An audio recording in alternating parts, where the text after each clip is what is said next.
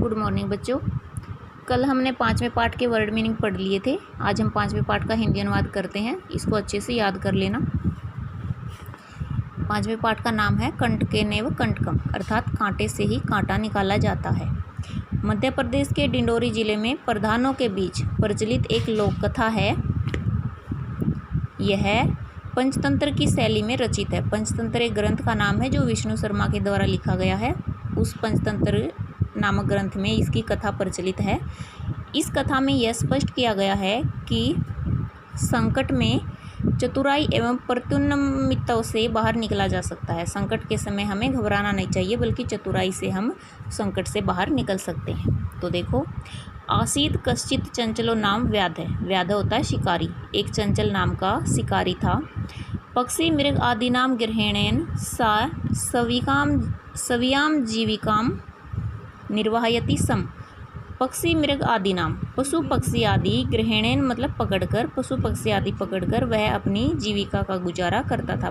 मतलब वह अपनी जीविका चलाता था पशु पक्षियों को पकड़कर जंगल में से, और वो बेच के उनको अपनी जीविका का गुजारा करता था। एकदा सह वने जालम विस्तीर्य गृहम आगतवान। एक बार वह वन में जाल फैलाकर घर आ गया।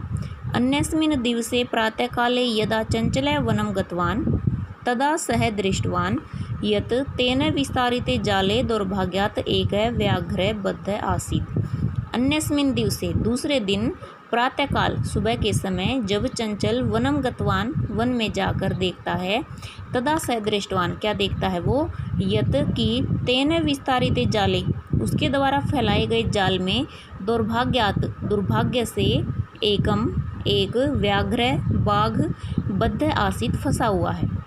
एक दिन क्या हुआ, चंचल वन में जाल फैलाकर अपने घर आ गया, और जब दूसरे दिन वो सुबह जाकर देखता है तो क्या देखता है कि उसके फैलाए हुए जाल में दुर्भाग्य से एक बाघ फंस गया। स अचिंत्यत, उसने सोचा, व्याघ्र माम खादिष्यति, बाघ मुझे खा जाएगा, अतएव पलायनम करणीयम, इसलिए यहाँ से भाग जाना चाहिए। चंचल सोचता है कि अगर मैं इस बाघ को जाल से निकालूंगा तो यह मुझे खा जाएगा, इसलिए यहाँ से भाग जाता हूँ।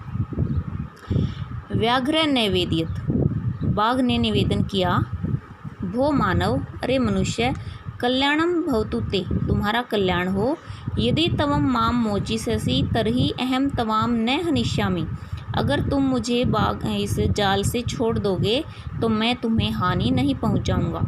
तदा सह व्याध व्याघ्रम जालात बहि निरसार्यत, फिर वह शिकारी उस बाघ को जाल से बाहर निकाल देता है। व्याघ्र क्लांत आसीत, बाघ थका हुआ था। सह एवदत, वह बोला, हो मानव, अरे मनुष्य, पिपासु अहम, मैं प्यासा हूँ, नद्या जलम आनीय मम पिपासाम समय, नदी से जल लाकर मेरी प्यास को बुझाओ, शांत करो।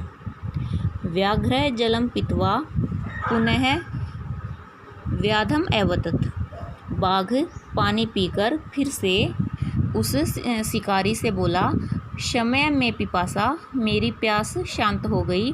सांप्रतम बुभुक्षितो अस्मि, सांप्रतम अब, बुभुक्षितो अस्मि, मैं भूखा हूँ, अब मैं भूखा हूँ। इदानीम अहम तवाम खादिष्यामि, अब मैं तुम्हें खाऊंगा।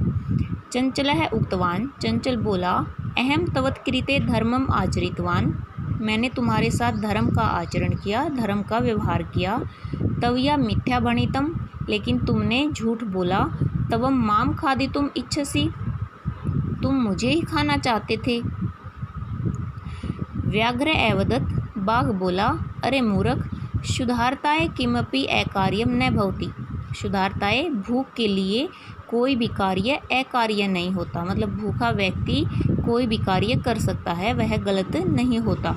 सर्वः स्वार्थम समिहित है, सब कुछ स्वार्थ में ही निहित होता है। चंचलः नदी जलम अपृच्छत, चंचल ने नदी के पानी से पूछा। नदी जलम एवदत, नदी का पानी बोला, एवं एव भवति, ऐसा ही होता है।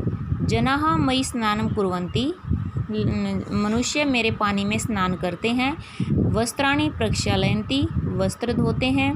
तथा च मलमूत्र आदिकम विसृज्य निवर्तन्ते, और उसके बाद मलमूत्र भी पानी में ही छोड़ते हैं।